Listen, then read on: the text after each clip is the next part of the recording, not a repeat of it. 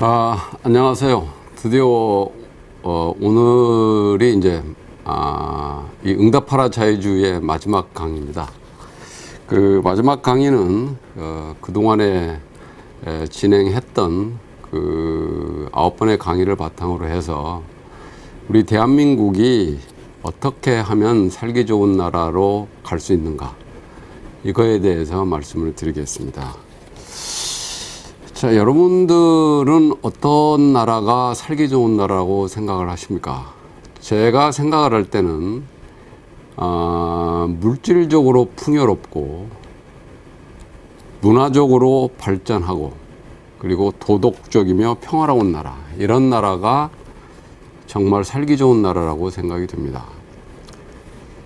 자, 그러면 제가 지금까지 그 9번의 강의를 통해서 아마 많이 느끼셨겠지만은 여기에 관련되어 있는 딱 하나의 주제가 뭐냐면 자유주의입니다. 왜냐하면 자유주의가 물질적으로 정말 인류를 풍요롭게 했고 생활 수준을 높였고, 그리고 거듭 말씀드리지만 자유주의 이념을 실현하는 자본주의 체제와 시장경제로 간 나라가 전부 다 잘 살고 풍요와 번영을 누렸고, 그 반대 방향으로 간 나라들은 망하거나 또는 공경을 겪었다는 사실을 제가 누차 말씀을 드렸습니다. 그렇다고 그러면 이 그 자유주의를 채택한 나라라는 것은 뭐 어떤 나라냐? 그 나라는 이 국민들의 정치, 사회, 경제 활동에 정부의 개입이 적은 나라, 이런 나라가 이 자유주의에 가까운 나라입니다. 그 나라가 사실 살기 좋은 나라였고, 그리고 그렇지 않은 나라가 거기에서 멀어진 그런 것이었습니다. 그 정부가 국민 생활 또는 경제 이런 데 개입하게 되면 개개인의 자유가 줄어듭니다. 그리고 그렇다고 하게 되면 개개인의 자유가 줄어들게 되면 국민들의 능력과 잠재력이 제대로 발휘되지 못하는 그런 문제가 발생합니다. 그 일을 열심히 하지도 않고 발명하고 혁신 활동이 크게 줄어든다는 거죠. 근데 결국 그렇게 되면 뭐 지난 시간에 말씀드린 것처럼 기업과의 활동, 기업과의 정신이 쇠퇴해서 이제 못 살게 되는 이런 문제가 되는 겁니다. 그래서 물질적으로 풍요로운 사회, 물질적으로 풍요로운 나라, 이렇게 하기 위해서도 일단 자유주의 이념이 실현되는 자유시장 경제 또는 자본주의 체제를 우리가 받아들여야 된다는 겁니다. 그 다음에 그러면 문화가 어느 때 더 발전하는가? 이건 제가 2번째 강의에서 아마 말씀을 드린 걸로 기억을 합니다. 자유주의가 이 물질적인 풍요뿐만 아니라 문화를 발전시키고 정신적인 욕구도 쉽게 충족시킬 수 있는 제도다, 이렇게 말씀을 드렸습니다. 그거 잘 알다시피 자유주의를 일찍부터 도입한 나라, 미국, 영국, 프랑스 등에서 아주 다양한 문화가 발전하게 된 거죠. 우리도 마찬가지입니다. 이 자유시장 경제, 자본주의를 도입한 이후 우리가 잘 살게 되면서 그야말로 문화적으로 굉장히 풍성해졌죠. 그래서 제가 말씀드리고 싶은 것은 문화도 결국 자유주의 토대에서 더욱 발전할 수 있다. 김구 선생님께서 이런 말씀을 하신 걸로 제가 기억을 합니다.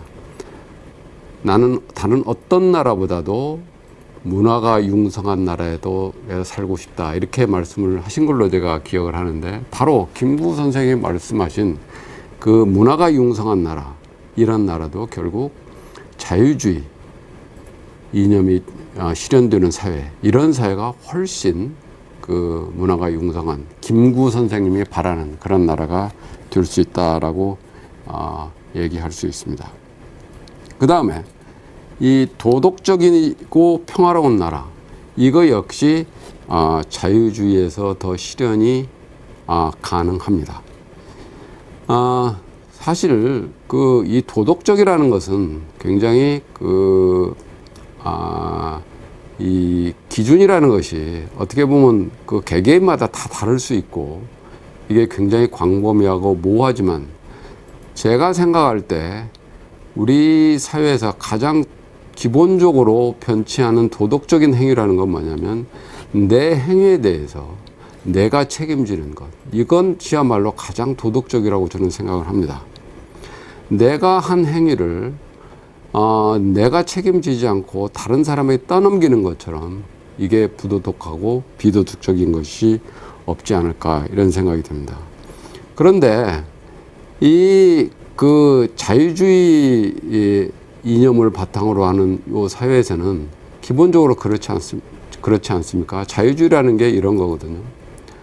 내 생활, 내 삶을 내 의지대로 내 마음대로 꾸려나갈 수 있는 거다. 그러나 단 그거에 대해서 내가 책임을 지고 남한테 피해가 가지 않는 범위 내에서 내 삶을 내 마음대로 꾸려나갈 수 있는 그런 사회 체제다. 이렇게 제가 말씀드린 적이 있습니다. 바로 그겁니다. 남한테 피해를 주지를 않고 그 다음에 내 행동에 대해서 내가 책임지는 것 이런 거죠. 그런데 이 정부가 우리 삶에 많이 개입하는 그런 사회 체제에서는 내가 한 일을 자꾸 남한테 떠넘기는 이런 일이 많이 벌어지게 됩니다. 조금 더 확대해서 말씀을 드리면 국가가 모든 생산 자원을 소유하고 정부가 국민의 생존과 미래를 보장해 주겠다. 그래서 국민들은 걱정하지 말고 정부의 뜻에 따르기만 해라. 만약 이렇게 된다고 한다면 무슨 일이 벌어지냐면 그야말로 국민들의 생활은 정치판이 됩니다. 자기가 열심히 일해서 보상받기보다는 어떻게 하면 정치적인 활동을 통해서 정부로부터 보조금을 타낸다든가 아니면 특권을 얻어내려고 하는 그야말로 이전 투구의 양상 이런 것들이 벌어지게 된다는 겁니다. 이런 사회가 되면 결국 무슨 일이 벌어지느냐 하면 노동윤리가 파괴가 되게 되는 거고 그리고 사람들이 갈수록 국가에 의존적이 되어가는 거죠. 근데 이런 것들은 바로 우리가 경험한 사회주의 국가, 복지국가에서 아주 확연히 드러나게 되는 겁니다. 또한 우리가 잘 알다시피 정부 개입이 많으면 많을수록 부정부패가 많이 발생하고 시민의식이 결여가 되고 아까 말씀드린 것처럼 이전 투구 양상이 많아진다는 것을 보면 우리가 이것을 분명하게 알 수가 있습니다. 과연 이런 사회가 도덕적입니까? 이런 사회가 평화로운 사회입니까? 그리고 평화라는 것도 제가 자유무역과 평화 이에 대해서 설명한 적이 있는데 결국 자유무역이라든가 사람들이 자발적인 교환을 하는 사회에서는 그 평화가 유지가 되고 그렇지 않고 국가가 개입해서 그게 그런 경제 체제에서는 전쟁으로 변할 가능성이 굉장히 많습니다. 세계 제1차 대전이라든가 그다음에 2차 세계대전이라든가 이런 것도 결국에 보면 결국 잘못된 경제 사상에 의해서 벌어진 일이라고 할 수 있습니다. 그다음에 또 한 가지는 이 도덕적 해이라는 것 이런 것들도 사실은 정부 개입이 많은 사회체제에서 벌어집니다. 물론 우리가 교과서에서 보면 도덕적 해이라는 것들 이런 것은 정보의 비대칭 때문에 생긴다고 이렇게 얘기하고 그것을 시장 실패로 가르칩니다. 그러나 이 인간 사회 자체는 기본적으로 불안합니다. 불완전합니다. 완전하지가 않습니다. 그렇기 때문에 우리가 도덕적 해이라는 것, 정보 비대칭이라는 문제도 분명히 상존을 하게 되는 거고 그에 따라서 도덕적 해이 문제가 생깁니다. 제로가 될 수는 없어요. 단 우리가 생각해야 될 문제는 뭐냐면 이것이 도덕적 해이가 과연 자본주의 시장 경제에서 더 많이 생기느냐 아니면 정부가 개입한 이런 시스템에서 더 많이 생기는가 이 두 가지를 비교를 해봐야 된다는 겁니다. 그런데 이 정부가 개입한 사회 시스템에서 훨씬 더 도덕적 해이가 더 많이 생기게 되는 겁니다. 예를 들어서 정부가 특정 기업이나 은행을 지원하게 되면 이 경우에는 가만히 기업이나 은행이 자기 투자 행위에 대해서 스스로 책임지게 되게 한다고 그러면 굉장히 신중해질 겁니다. 그러나 누가 그것을 그 행위에 대해서 정부가 보호를 해준다든가 또는 책임을 면하게 해준다고 그러면 굉장히 위험스러운 투자 그리고 기업이나 은행을 방만하게 운영하는 이런 문제가 발생합니다. 이것이 바로 도덕적 해이죠. 그래서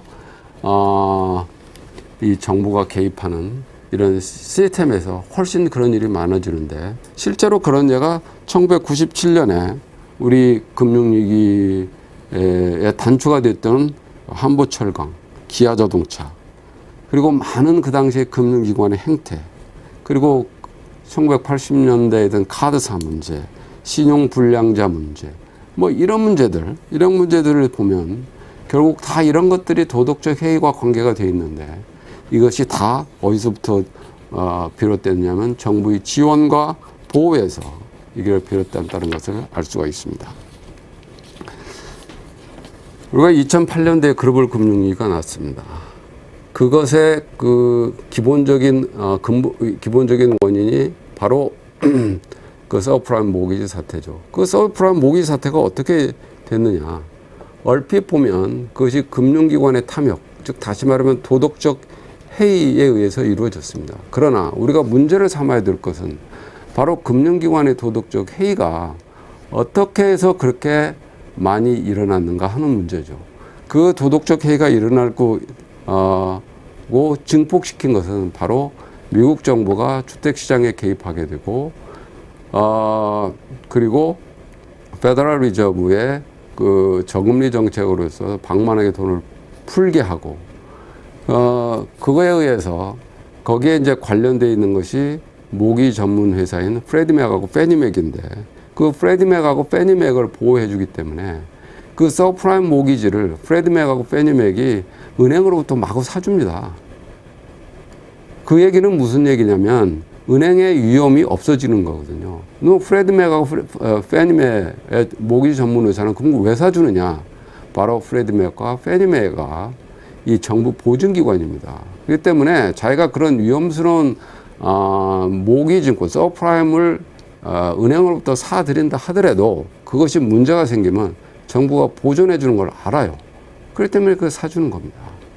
그러니까 당연히 그 누군가가 보호해서 당사자 입장에서는 그 위험스러운 그 영업행위를 한다 하더라도 그게 내 책임이 아니고 다른 사람의 책임이 넘어간다고 하기 때문에 그런 도덕적 해이가 방만하게 일어나게 되는 겁니다. 그래서 결국에 우리가 이걸 2008년도 글로벌 금융위기도 그걸 많은 사람들이 금융기관의 도덕적 해이라고 하지만 우리가 근본적으로 문제 삼아야 될 것은 그런 도덕적 해이가 왜 일어났는가를 잘 살펴봐야 된다는 겁니다. 그 일어난 이유가 미국 정부가 주택시장과 그 다음에 주택시장에 굉장히 많이 개입을 했고 그 다음에 그 미국의 중앙은행은 페더럴 리저브를 통해서 저금리 정책을 써서 저금리를 유지해서 그것이 엄청난 부동산 거품을 일으켰기 때문에 발생한 문제다. 이렇게 얘기할 수가 있겠습니다. 그래서 지금까지 제가 말씀드린 걸 이렇게 쭉 보게 되면 이 세계사를 쫙 훑어보면은 그렇습니다. 이 정부의 시장 개입이 문제를 해결하는 것이 아니라 오히려 더 문제를 증폭시키고 악화시켜 왔습니다. 그래서 우리가 문제 삼아야 될 것은 이거지. 자꾸 시장을 문제 삼는다는 것은 우리가 정말로 엉뚱한 데다 대고 자꾸 화살을 쏘는 거랑 마찬가지입니다. 정부가 시장을 개입하게 되면 정부 크기가 계속 증가를 하게 됩니다. 그러면 정부가 커지고 시장이 그만큼 작아지면 그만큼 역동성이 떨어지게 되는 거죠. 그래서 우리는 정부가 시장에 개입할 것이 아니라 개인이 책임, 그리고 시장의 힘을 방해하는 이런 제도를 또는 규제를 이런 것들을 걷어내는 것이 굉장히 중요합니다. 그래야 시장의 역동성이 살아나고 경제가 살아나고 국가 경쟁력이 제고가 되는 겁니다. 제가 여기까지 얘기를 하면 많은 사람이 그런 얘기를 합니다. 뭐 복지제도 이런 건 어떻게 하느냐.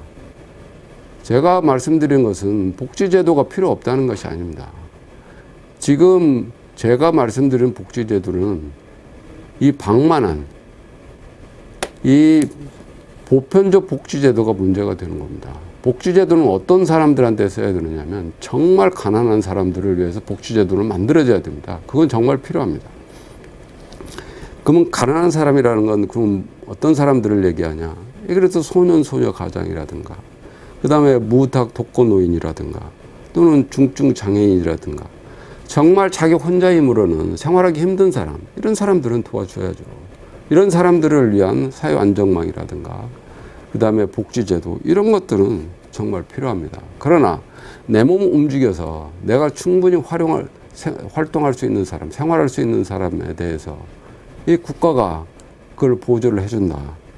그리고 그런 온정주의에서 돈을 쏟아붓는 식의 복지정책 이런 것들은 결국에 국가를 쇠퇴하게 하는 그런 문제를 이야기합니다. 그래서 그런 복지정책은 우리가 지향해야 되고 그런 것을 계속 지속하게 되면 결국 정부 권력만 키우고 경제의 역동성을 떨어뜨리는 그런 결과를 초래하게 되는 겁니다. 그것은 지금까지 많은 복지국가로 갔던 그런 나라에서 발견되는 현상입니다. 그래서 결론적으로 말씀드리겠습니다. 우리 대한민국을 정말 살기 좋은 나라를 만들고 싶으면 정부의 권한과 활동 그리고 개입을 줄여야 되고 그래서 국민들의 자유를 신장시키는 여기에 초점을 두고 여기에 온 노력을 기울여야 합니다. 좀 구체적으로 얘기를 하면 정부 크기를 줄이고 세금을 줄이고 규제를 완화해야 된다는 거죠. 지금 우리 국민들이 가장 불만을 많이 갖고 있는 것이 교육 문제입니다. 이 교육 문제도 사실은 정부가 엄청나게 개입한 역연돼서 비롯되고 있다는 것을 상기할 필요가 있습니다. 우리 국민들도 조금 생각을 좀 달리 해야 되지 않을까 생각이 듭니다. 왜냐하면 우리가 무슨 일만 터지면 정부한테 무슨 자꾸 해결책을 요구를 하는 거예요. 그런데 그 실질적으로 그렇게 정부한테 그 자꾸 요구를 하게 되면 결국 그 얘기는 무슨 얘기냐면 정부의 권한만 자꾸 커지게 됩니다. 그래서 정말로 살기 좋은 나라를 만들고 싶으면 정부에게 요구할 것은 우리를 위해서 뭐 해달라는 게 아니라 그리고 우리한테 뭐 빵과 떡을 달라 이렇게 자신들을 위해서 그런 걸 요구할 게 아니라 자유입니다. 우리 국민들에게 자유를 달라고 얘기해야 되지 그것을 빵과 떡을 달라 이렇게 얘기하면 정말 어려워지게 되고 그리고 자기와 또 자기 이익집단을 위해서 정부가 가지고 있는 어떤 자원을 우리한테 배분해 달라고 이런 순간 이것은 우리의 자유 그리고 우리의 활동을 제한하는 그런 길로 접어드는 것입니다. 그래서 반복해서 말씀드리면 그 길로 가게 되면 우리가 원하는 빵과 떡이 오히려 줍니다. 그것은 경제 성장이 둔화되고 성장 잠정력, 경제 동력이 떨어져서 장기적으로 경제가 쇠락하는 그런 결과를 초래한다는 겁니다. 그 또 한 가지 아까도 제가 말씀드렸지만 그렇게 정부가 자꾸 커지게 되면 갈등과 소요가 난무하는 그런 사회, 즉 평화로운 사회가 되지를 못합니다. 그래서 말씀드리겠습니다.